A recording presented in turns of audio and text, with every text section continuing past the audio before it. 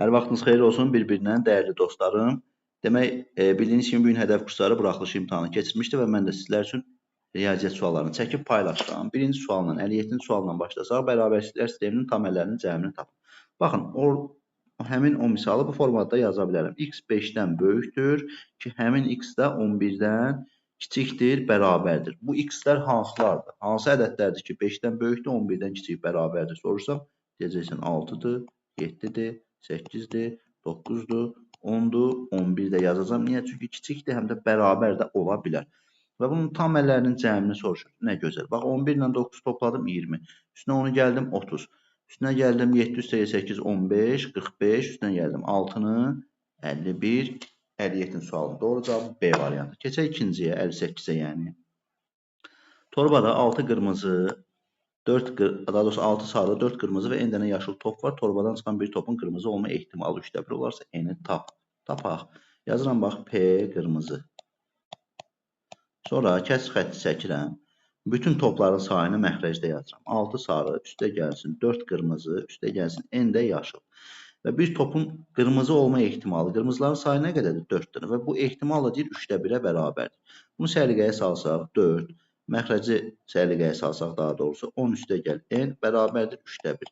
Çarpaz vursaq, 1-i 10 üstə gəl n-ə vuracam, eləyəcək 10 üstə gəl n, 3 4-ə vuracam 12, buradan da n bərabər olacaq 2, doğru cavab A variantı.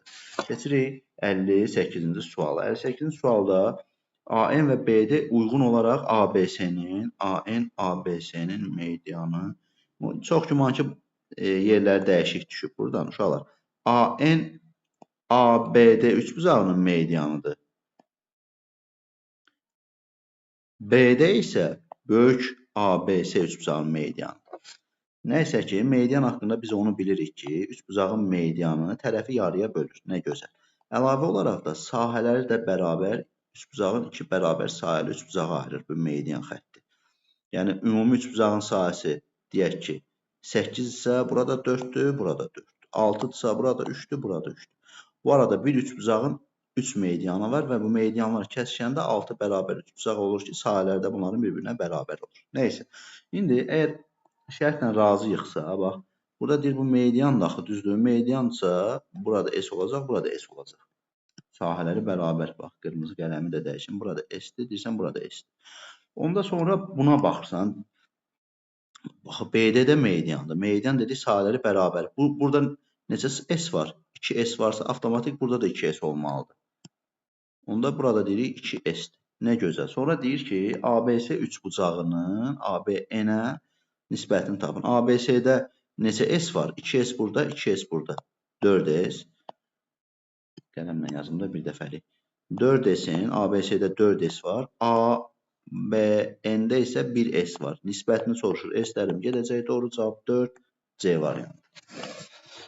Gəlirik 60-cı suala. Uşaqlar biraz sürətli danışmağa məcburam. Vaxta görədir bu. Üçbucağın oturacaqlarının uzunluğunu 30% artırıb, oturacağa çəkilmiş hündürlüyü 50% azaltsaq, sahə necə dəyişər? Bunu gəl belə eləyək də, istəyirsiniz qiymət verib baxaq. Bax, zənn elə ki, bir üçbucaqdır bu. Və bu üçbucağa bir hündürlük çəkdim. Və bu üçbucağın xəyalən bir ədəd verək. Bu oturacağı 10 olsun, bu hündürlüksə bu da 10 olsun.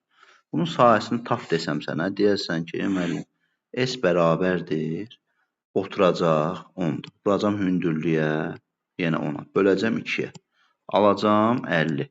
Demək ki, 10 verəndə bunun sahəsi 50 olur. Sonra adam deyir ki, bundan yazaq.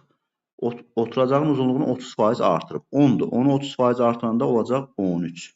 Bax, hətta bunun üstündən istəyirsiniz yazım qara qələmlə. Bu oldu 13.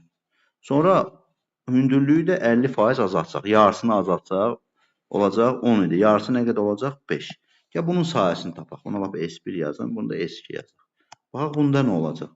Yenə oturacaq. Vuracam hündürlüyə. Böləcəm 2-yə. Böləcək 65. 65-i 2-yə böləcəm. Eləyəcək 32,5. Şübhəsiz ki, rahatlıqla gözlə görünür ki, azalma var. Əvvəl 50 idi. Bu dəyişiklik olandan sonra, 13,5 olandan sonra azalıb. Fəqət mən bu azalmanı məndən vahid olaraq yox, faiz olaraq soruşur. faiz olaraq soruşursa, direkt cavabını sizə deyirəm B variantı 35%. Necə tapdımsa şübhəsiz fərq nə qədərdir? Fərqi tapıram. Onun 50-dən 17,5. Bax, fərq. Burada yazıram da, fərq. Böləcəm 50-yə, vuracam 100-ə.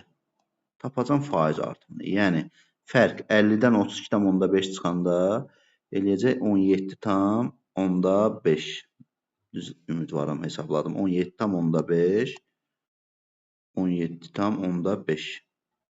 17,5-i böləcəm 50-yə, vuracam 100-ə. Buradan sıfırlarım ixtisar gedir. 5 ilə 10 ixtisar gedir 2. 2-ni də 17,5 eləyəndə 35% eləyir ki, məyər faiz dilində bu dəyişim 35%-dir. B variantı. Keçirik 61-ci suala. A, B-dən açıq B fərqi sıfırdan böyük olarsa A. Yəni, bunu mən B-ni qarşı tərəfə açsam, A, B-dən böyük olacaq. Bunu bir anladıq. Sonra A, B-dən böyüksə A böl B. Uşaqlar, biz bilirik ki, bu formada surəti məxrəcindən böyük olan kəsirlərə necə kəsir deyirdik? Düzgün olmayan kəsir. Yəni, düzgün olmayan kəsir ən primitiv halı bunların bir-birinə bərabər olanda olan halı. Düzdür? Məsələn, A, B-dən böyük bərabər olsaydı, məsələn deyək də 5-də 5 olardı. Bu da nəyə bərabər olardı? 1-ə. Nə bilim, 10-da 10 desəydi nəyə bərabər olardı? 1-ə. Amma burada bərabərlik halı verməyib. Bərabər olsaydı minimum 1 olardı. Amma təəssüf ki, bərabər verməyibsə, şübhəsiz bu 1-dən böyükdür. 1-dən böyük olan ən kiçik ədəd hansı olacaq? A variantı. Bax, təkrar deyirəm istəyirsiniz. A, B-dən böyükdür. Yəni, A böl B kəsiri bilirəm ki, bu düzgün olmayan kəsirdir. Düzgün olmayan kəsirin ən bizə hörmət eləyəcəyi hal bir-birinə bərabər olan haldır. Tərslikdən də bərabər verməyib. Bərabər verməyibsə, bərabər olanda 1 eləyirsə, bərabər olmasa da 1-dən böyük eləyəcək. 1-dən böyük olub ən kiçik tam ədəd 2-dir. Doğru cavab A variantıdır. Gəldik digər 62-ci suala. Bax, bir çevrə çəkməyə çalışaq. Bax, radiusu 2-dir. Radiusu 2 olan bir çevrədir. Deyir, olan çevrənin 120 dərəcəlik qövsünə söykənən vətərin uzunluğunu tapın. Bax, belə eləyək də. Bu 2-dirsə, bir dənə də radius çəkirəm. Bu da 2 olacaq. Səliqə salınsa da üzürlü sayın. Bu qövs 120 dərəcədir. Biz bilirik ki, nəyi bilirik? Bilirik ki, 2 radiusun əmələ gətirdiyi qövsə mərkəzi bucaq deyirik. Mərkəzi bucaq söykəndiyi qövsün özünə bərabərdir. Qövs indi tərsdən gedir. Qövs 120-dirsə, mərkəzi bucaq nə qədər olacaq? 120. Məndən bu vətəri soruşur. Bax, bu vətərin uzunluğunu soruşur. Bax, bunu soruşur. Dolayısıyla, bax, bunu belə çəkim. Burada 120-dirsə, dedik ki, burada nə qədərdir? 120. Bax, bu üç bucağı istəyirsən, burada belə çəkim. Bax, buraya təpə bucağı 120 olub. Bərabər yanlı üç bucağın oturacağını, hansı ki, burada oturacaq çevrənin vətərini soruşur. Bunu da rahatlıqla bilirik ki, təpə bucağı 120 olan bərabər yanlı üç bucağın tərəfi adsa, oturacağı onun kökaltı 3 mislidir. Yəni, bura eləyəcək 2 kökaltı 3. Burada doğru cavab Y variantı olacaq. Hə, bu hardan gəlir deyirsənsə, qısaca ipucu deyəcəm, özün taparsan. Biz bilirik axı, bərabər yanlı üç bucaqda təpədən çəkdiyin hündürlük həm median, həm tənböləndir. Düzdür? Bu 120 isə tənbölən kimi baxsaq 60-60 olacaq. Hündürlük kimi baxsaq 90-60, bu 30 olacaq. 90-ın qarşısı 2-dirsə, 30-un qarşısı onun yarısı olacaq. Yəni 1. 60, 30 neçədirsə, yoxsa səhv dedim mən. Bir dəqiqə səbirli olun. Bu 120-dirsə, bura 60-dır. Burada 90-dır. 90-ın qarşısı 2-dirsə, 90-ın qarşısı 2-dirsə, 30-un qarşısı olacaq, onun yarısı 1. 60, 30 neçədirsə, onun kökaltı 3 mislidir. Yəni, bura qədər eləyəcək kökaltı 3. Baxın, bu həm də mediandır. Median, bura kökaltı 3-dirsə, burada kökaltı 3-dür. Toplamda bura elədi 2 kökaltında 3. Yəni, bu formada tapa bilərik. Bunu yadda saxlayın. Bərabər yanlı təpə bucağı 120 olub, bərabər yanlı üç bucaqda oturacaq A-dırsa, daha doğrusu yan tərəflər A-dırsa, oturacaq onun kökaltı 3 mislidir. Keçək növbəti suala. 63. Bunu 28-i 4 vur 7-dən 2 kökaltı qısa yazıram uşaqlar. 2 kökaltı 7 bölü 2 yazıram çıxsın. 63-ü 9 vur 7-dən Kök altında 9 vur 7 yazsam 3 kök altı 7 eləyəcək. Bölünsün 3. Buradan 2'lər ixtisar gedəcək, 3'lər ixtisar gedəcək. Kök altı 7'dən də kök altı 7'nin çıxanda 0 eləyəcək. Doğru cavab D variantı. Tənliyin kökləri cəmini tapın. Bir kere Viet teoremi deyirsə bunu çevrilmiş kvadrat tənliyə çevirmək lazım. Yəni hər tərəfi 4'ə bölək. 4'ə bölək, 4'ə bölək, 4'ə bölək. 4'ə böldüm, elədi x kvadrat. Çıxılsın, daha doğrusu üstə gəlsin 5x. Çıxılsın 3'ü 4'ə bölən 0 tam %75, 0 da 4'ə böləndə 0. Və tənliyin kökləri cəmi əks işarə ilə biz bilirik ki, 5'ə bərabərdir. Burada -5 daha doğrusu müsbət 5 isə burada -5'ə bərabərdir. Sualımızın doğru cavabı C variantı -5. Gəlirik 65'ə. Tərəflərin uzunluqları natural ədədlər olan bir paralelloqram. Bax, paralelloqram çəkdik. Bir tərəfi digərindən 3 dəfə böyükdür. Yəni mən bura x desəm, bura 3x olacaq.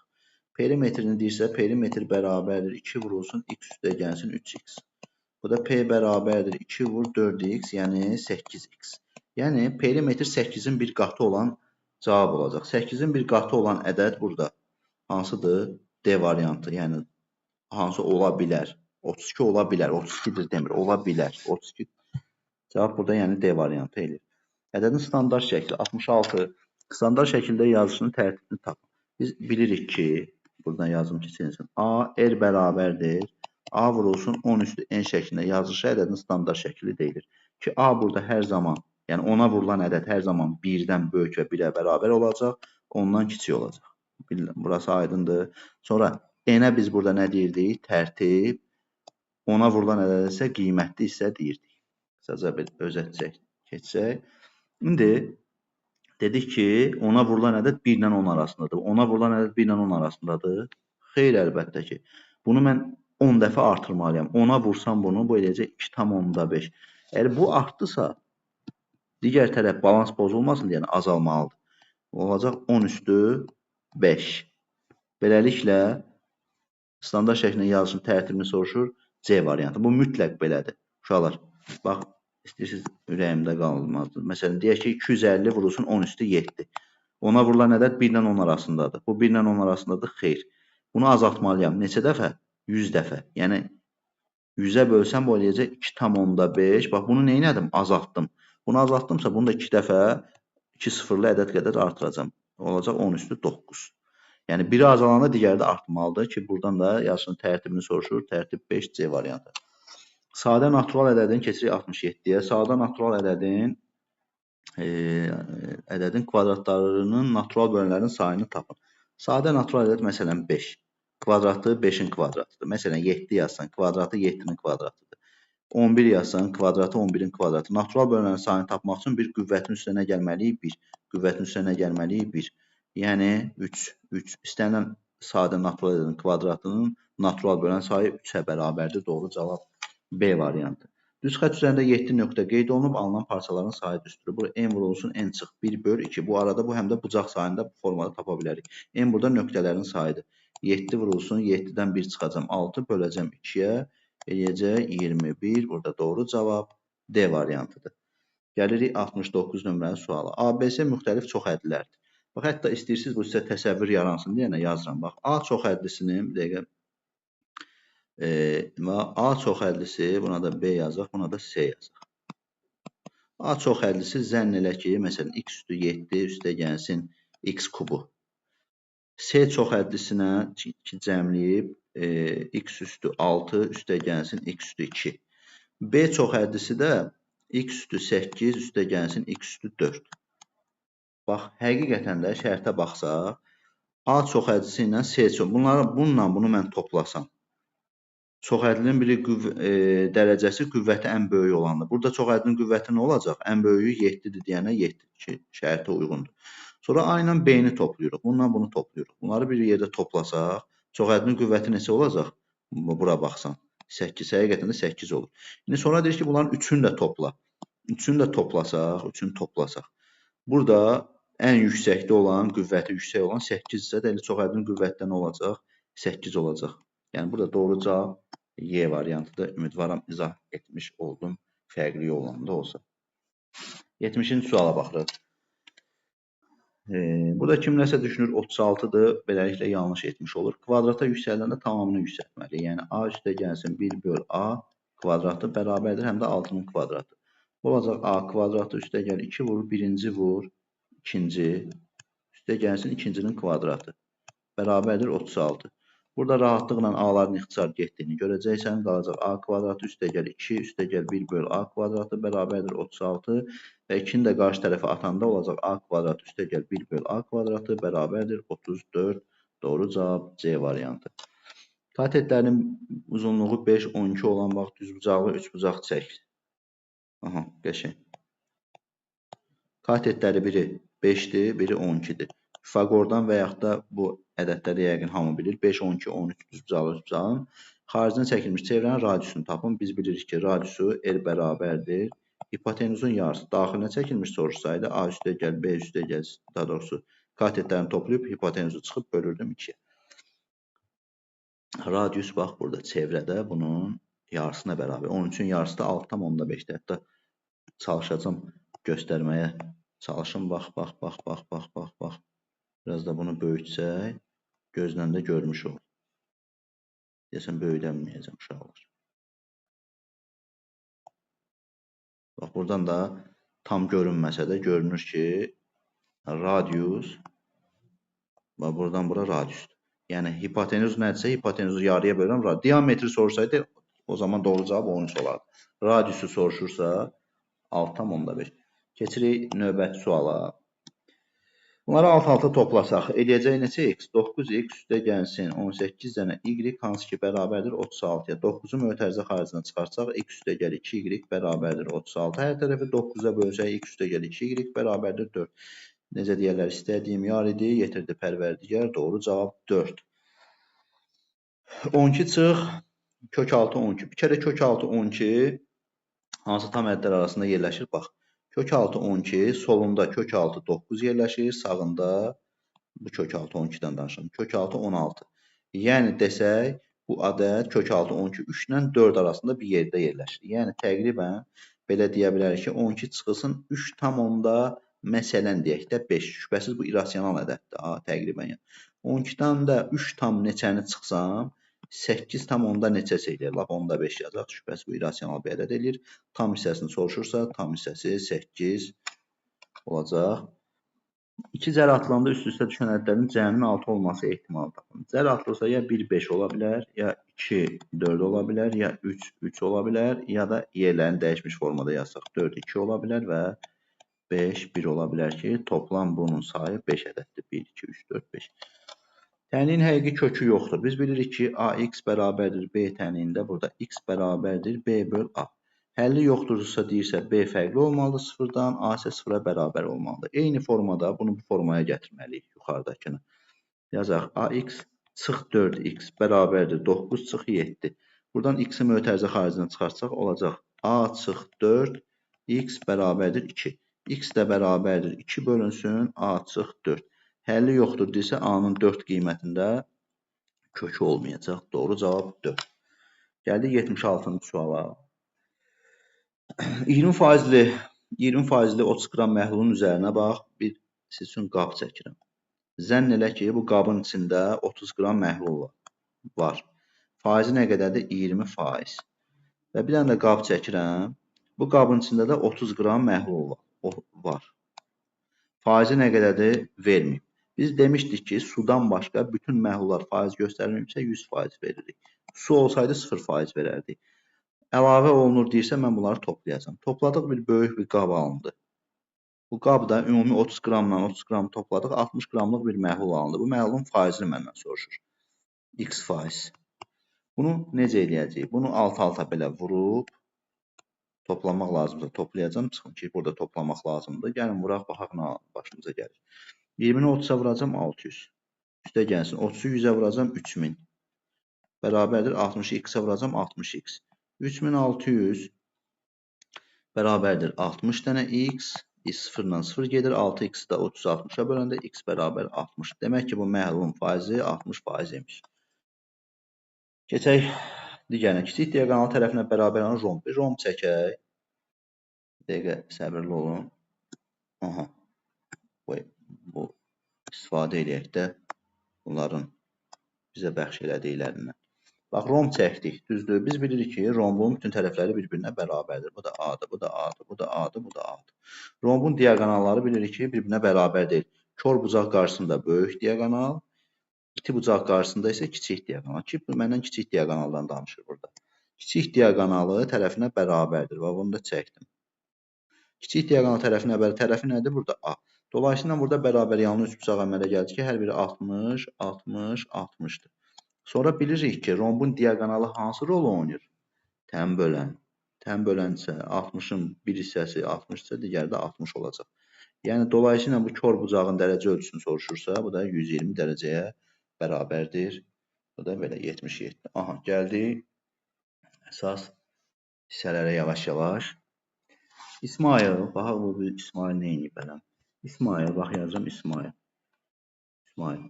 3 gün ərzində 300 test edib. Bəs bir günə nə qədər test edib İsmail? Bir günə 300-ü 3-ə böləcəm, bir günə 100 test. Sonra Həsən, yazıram Həsən. Həsən 8 günə 200 test edibsə, 200-ü 8-ə böləsəm, bir günə baxaq 200-ü 8-ə bölək. Baxaq bir günə nə qədər adam işləyib? 208-ə böləndə səhv eləmirəmsə 16 25 test. 25 test. Sonra deyir, bir həftə ərzində, bir həftə 7 gündür. Mən bunları 7-yə vurasam. 7-yə vursam olacaq 700. 7-yə vursam eləyəcək 7 dənə 5, 35. 3 yadda 14, 175. Həsəndən nə qədər çox test işləyib. Nə qədər çox test işləyibsə, şübhəsiz bunları bir-birindən nə edəcəm? Çıxacam. O fərq mənə lazımdır. 10-dan 5, 5. 9-dan 7, 2. 6-dan 1, 5. 525 test çox işləyib. Gələk 79-cu suala. 79-cu sualda bərabərsizlikdir. Bax, A-nı verib, mən də lap yazıram bunu. A, bura 5 yazıram, bura yazıram 7. Burada B verməyib, 2B verib. Demək, mən hər tərəfi 2-yə vuracam. Bunu da 2-yə vuracam, bunu da, bunu da. 2-ni 4-ə vurdum, bax, elədi 8. Uyğun olaraq alt-alta yazıram. 2-ni B-yə vurdum, 2B və 2-ni 7-yə vurdum, elədi 14. Bunları məndən cəmini soruşur. Toplasam, eləyəcək. Buradan yazıram da yerə görə. 8 üstünə 5 gəldi, ya buradan yazıram. 13 kiçikdir. A üstə gəlsin 2B kiçikdir. A üstə gəl 2B böyükdür 13-dən, kiçikdir. 7-nin üstünə 14 gəldi, 21-dən. Yəni, doğru cavab deyir ki, ifadəsini qiymətləndirin. Qiyməti 13 və 21 arasında bir aralıqdır. Yəni, bu formada yazıb saxlayacaq. 13 və 21. Keçirik. İki tərəfin uzunluğunu 7 və 13 olan üçbucağın iki tərəfin uzunluğu 7 və bu üçbucaq çəkirik və yenə də bundan istifadə edək də məncə. Aha. Bu üçbucağın tərəfi qırmızı qələmlə yazaq. 7-dir. Bura 7 olsun. Bura 13 olsun. Bu bilinməyən tərəfi. Tərəfin uzunluqları ala biləcək ən kiçik və ən böyük. Biz bilirik ki, üçbucaq bərabərsizliyinə üçbucağın bilinməyən tərəfi digər iki tərəfin fərqindən böyük və yaxud da qayda olaraq desək, fərqinin modulundan böyük. 13-dən 7 çıxdım, elədi 6. Cəmindən isə kiçikdir bilinməyən tərəf. Cəmi neçə elədi? 20. Şübhəsiz bu aralıqda 6-dan böyük olub ən kiçik ədəd 7-dir. 20-dən kiçik olub ən böyük ədəd isə 19-dur. Məndən məhz bunların cəmini soruşur. Bunların cəmi də eləyir 26. Doğru cavab 26-dır. Və gəldik bu 81-ci suala nisbətən. Düşünürəm ki, asan sual deyil əslində bu sual. İmtahan biletinin hər birinin maksimum balı eyni olan. Bax, uşaqlar, belə təsəvvür edin. Bu sual üzərində biraz qalacağım.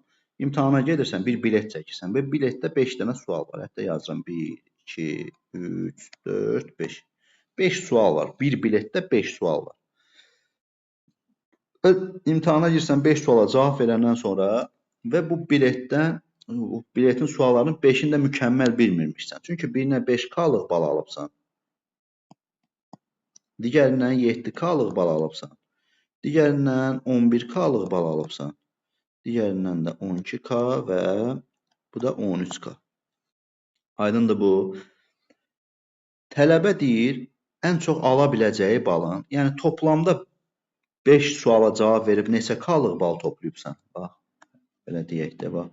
Toplamda bu qədər K-lıq var ki, toplayaq da, necə toplayaq? Məsələn, 13 üstəgəl 12, bax bunu istəyirəm. 13 üstəgəl 12, 25. 25 üstəgəlsin 5, 30. 30 üstəgəl 11, 41 üstəgəl 7, 48 K-lıq bal toplayıbsan. Bunu da yazım hətta qara qələmlə. Demək, sən 48 K-lıq bal toplayıbsan. Aydındır? Yəni bir imtahana gedibsən, bilet çəkibsən, 5 sual var. 5 sualın hamısını yaxşı bilməyibsən. Birini zəif, birini orta, birini alababat bu format.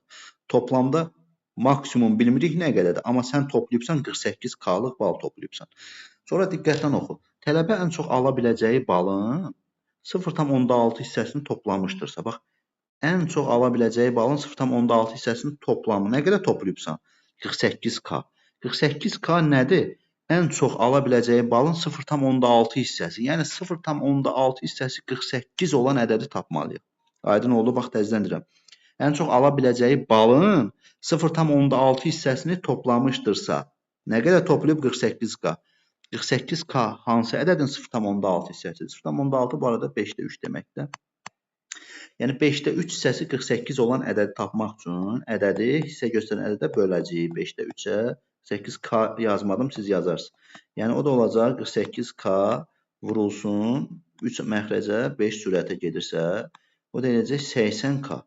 Məyər maksimum hamısını yazsaydı 80K toplayacaq. 80K-nı bax bu 5 sual arasında böləndə hərəsinə nə qədər düşəcək? 80-i 5-ə bölüb 16. Demək, bu da 16K-lıq baldır, yəni sualdır. 16K-lıqdır, maksimum cavab versə də full desək. 16K, bu da 16K-lıqdır. Amma adam birindən 5K-lıq, yəni zəif bilib də 7K-lıq, 11K-lıq format. Aydındır buracan, nə gözəl. Demək, bu aydın olsa, deyir, toplamışsa neçə sualda sual üzrə maksimum balın, bir sual üzrə maksimum bal neçə K-dır uşaqlar?